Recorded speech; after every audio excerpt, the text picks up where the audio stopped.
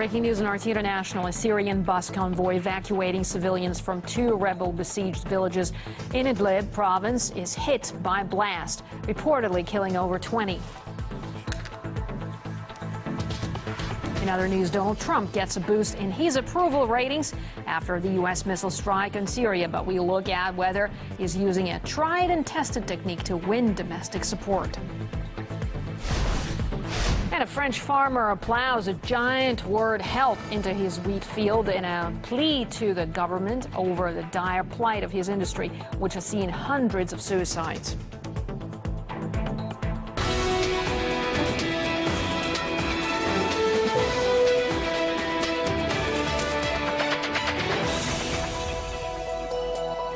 This is RT International live from Moscow. We'll begin with breaking news. A powerful car explosion has ripped through buses evacuating civilians from a rebel-besieged town in Syria's Idlib province.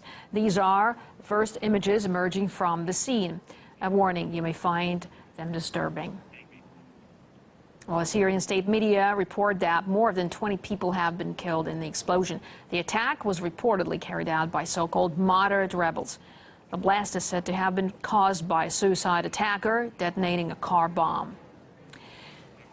Well, we can now talk live to Lizzie Phelan. Lizzie, can you bring us the latest on the blast? Yes, this is a terrible attack that we're seeing from pictures on social media. Several buses damaged, many dead bodies, many injured. So far, we don't know the exact toll of dead and injured. We know that dozens of people. I believe we've lost a connection with Lizzie Phelan, but we try to reconnect with her to get the very latest on what happened.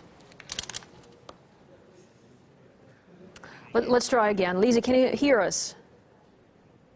Hello, Lizzie? Oh, sorry, we'll try a little later.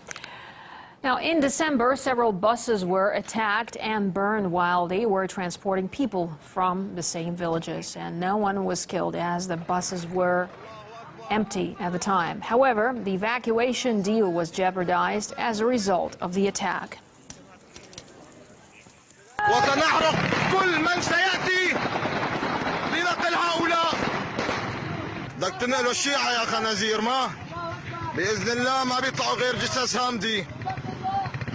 Well, we are closely following the story and we'll be bringing you the very latest as we get it.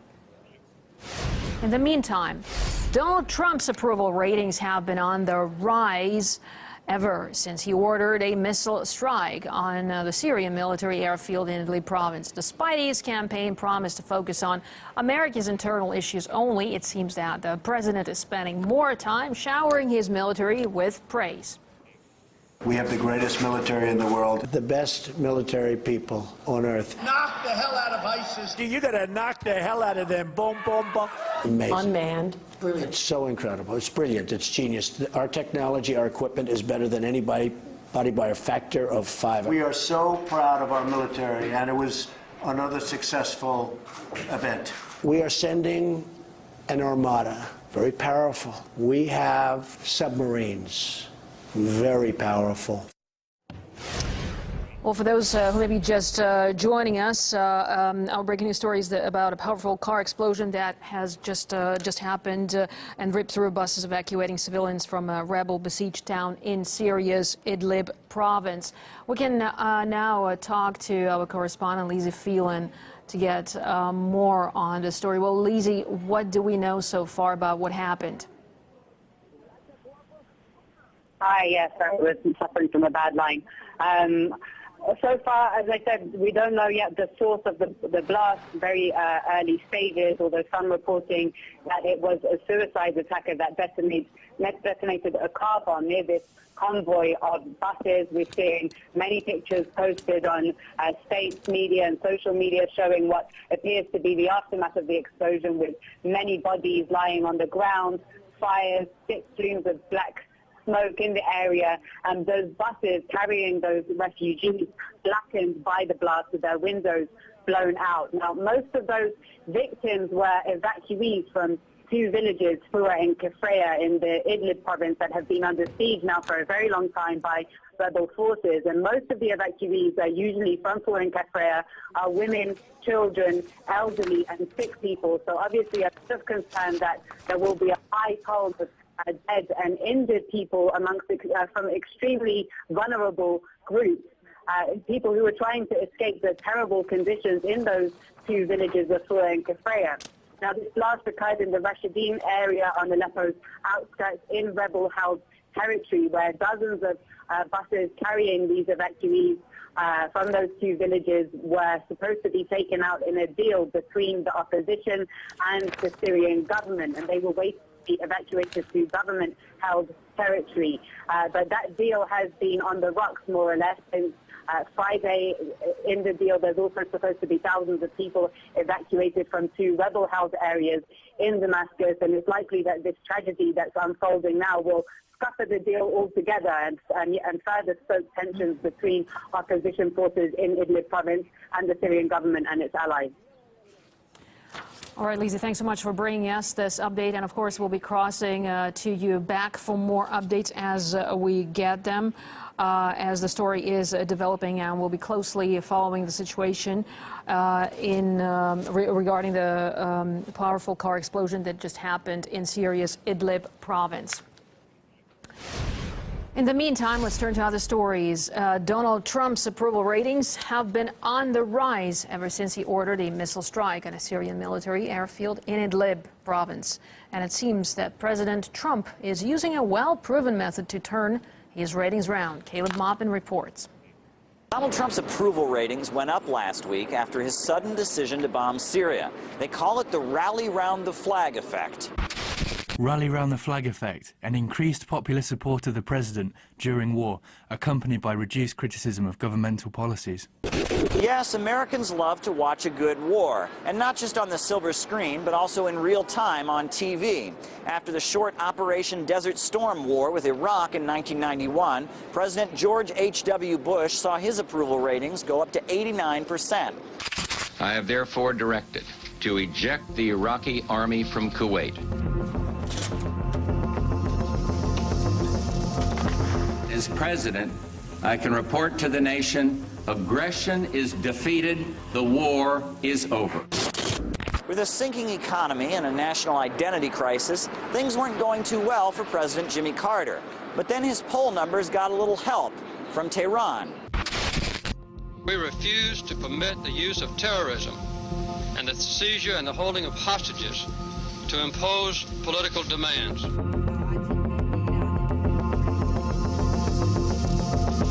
We will seek to continue, along with other nations and with the officials of Iran, a prompt resolution of the crisis. Sometimes you don't need an all-out war. You just need to exchange threats and talk tough with foreign leaders. When John F. Kennedy clashed with Nikita Khrushchev at the Cuban Missile Crisis, his approval ratings went up to 75%. Any nuclear missile launched from Cuba against any nation in the Western Hemisphere as an attack by the Soviet Union on the United States. Progress is now being made towards the restoration of peace in the Caribbean. George W. Bush seems to have gotten more out of rally round the flag than any other president, with a big boost to his sinking popularity, courtesy to his own invasion of Iraq. American and coalition forces are in the early stages of military operations to disarm Iraq, to free its people, and to defend the world from grave danger. The United States and our allies have prevailed. Despite the war bump, Trump's approval ratings have only gone up to 48%. Perhaps he's alienated Americans who bought into his promise to stop meddling in foreign affairs. However, he seems to have made up for that by winning over an old arch rival, the mainstream media. Tonight I ordered a targeted military strike on the airfield in Syria.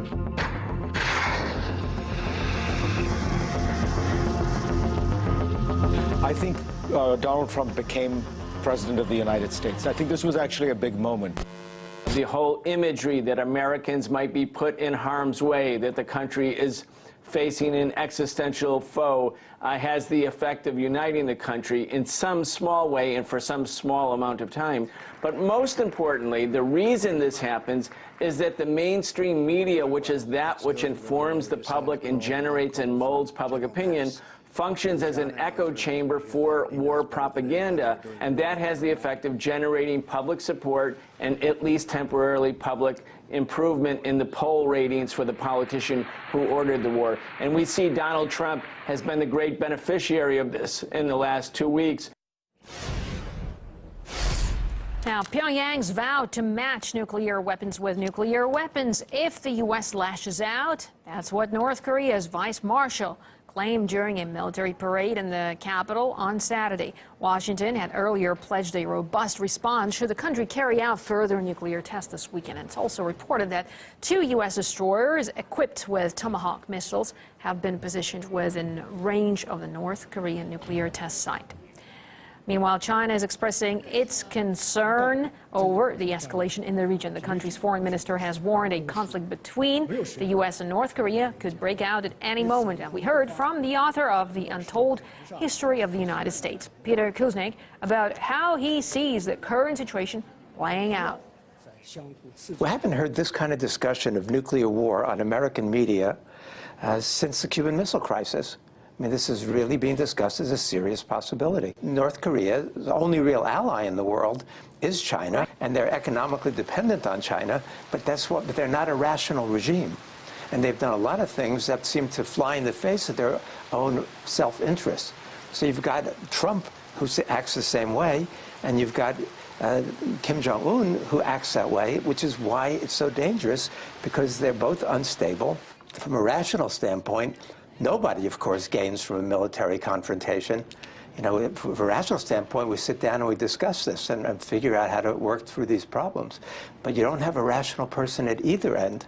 And so we've got this tit-for-tat intensification of provocations, and it's created the most dangerous situation that we've confronted in decades.